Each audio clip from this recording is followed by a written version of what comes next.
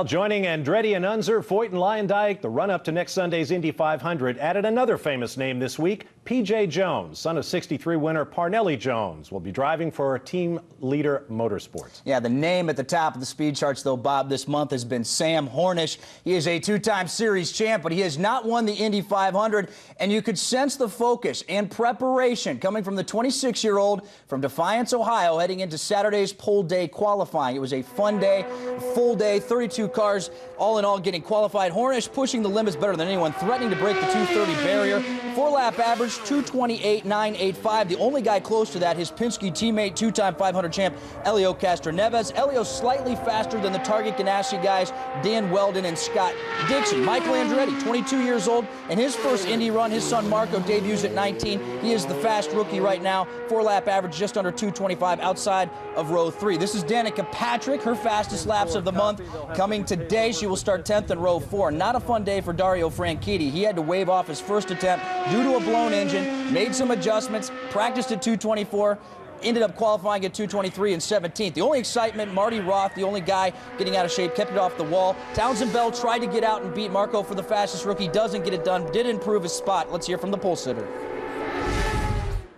I figure there's a lot worse places to be, and I'd much rather be the guy that everybody's gunning for than the guy that nobody thinks can win. And you know, for about 2 years there now, well, we figured everybody had a target painted on our back, so you know, they were always gunning for us. And I think that that's a good position to be in. You know, it allows people to you know, keep watching you. It allows you to, you know, kind of look at where you've been. But on the other hand, there's only kind of one direction to go. You know, you're either going to stay the same or you're going to drop. So we just got to keep working at it, and hopefully, you know, when the time comes, you know, on race day next, you know, week, that, you know, we'll be just as happy as we are today, or, you know, beyond that for the championship.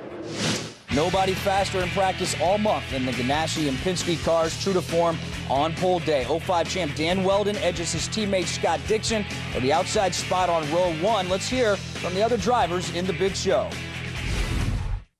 That baby is as clean as a baby's butt. You know, there is no more we can take him out that car, and it was I'm very happy. It was in the edge, but in the same time it was safe. You know, I was very pleased with the run. Definitely Sam was too strong. We don't know what's going on there, but you know what? Forget about great front row for Team Penske so far. So hopefully next May 29 will be the opposite. You know, it's been a good day for us, but I just don't think a 229 was feasible out of our cars. You know, throughout the year they've been strong qualifying, but they've definitely come back towards us in the race, and throughout race, you know, runs this week, and even kind of yesterday, I think our cars seem to be a little stronger at the moment in race trim, so we'll just have to see how it plays out. I felt pretty consistent, probably not as fast as I would like to be, but after a struggle for a couple weeks, I think, you know, I take that. It was a pretty good lap time, very consistent. I need to thank my guys, my teammates, because I think we found something yesterday and then we transferred to today. What we had, we gave it everything we could. Again, there's always room for improvement, and we're gonna try to if it's necessary. But I think that's a good run. I think we're gonna keep it. The longest 4 laps of my life was to be expected, that's for sure. But the good thing was, you know, the NYC boys put together a comfortable, predictable, but yet pretty quick car, and that's exactly what I was asking for my rookie year. You know, but you know, I guess, you know, I could say I'm happy.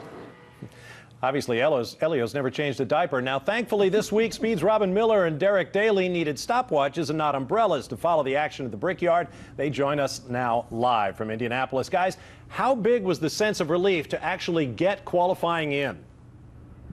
Well, I think they could have done, if they only had one day, Bob, they could have done it, because, you know, it didn't take any time at all to qualify 30 cars, 32 cars. So I think it's just everybody was happy they finally got on the racetrack. And if you wanted a surprise or a shock today, you had to stick your hand in the light socket, because it was very predictable. We all knew what the first 4 were going to be. When guys like us can predict the top 4, it's not that tough. So you knew it was going to be Penske or Ganassi. We weren't exactly sure what order, but Derek and I talked last week. When you watched Hornish out there last week practicing by himself running 227, and everybody else was getting their speeds with guys on the track with him, you kind of felt like he might have it. He wins the pole by almost 1 mile an hour, and he's almost 2 miles an hour faster than Weldon, which is huge. But if you look down, Vitor Meira did a great job to be outside of row 2. You look down to Marco Andretti. Marco, he's 19. He looks like he's 15, ahead of his dad. And I suppose Danica Patrick is another good story, Robin, because she struggled. Well, she's the fastest Panos, and I think that her 4 fastest laps of the month were qualifying. I want to hear all these critics about her. That's what she did. She went out. You've qualified here. Her 4 fastest laps were qualifying of the month, and that's what you want. I mean, so what about tomorrow? Tomorrow, hey, we're going to be here all day for one more spot. It looks like there must possibly 2 guys going for 1 spot.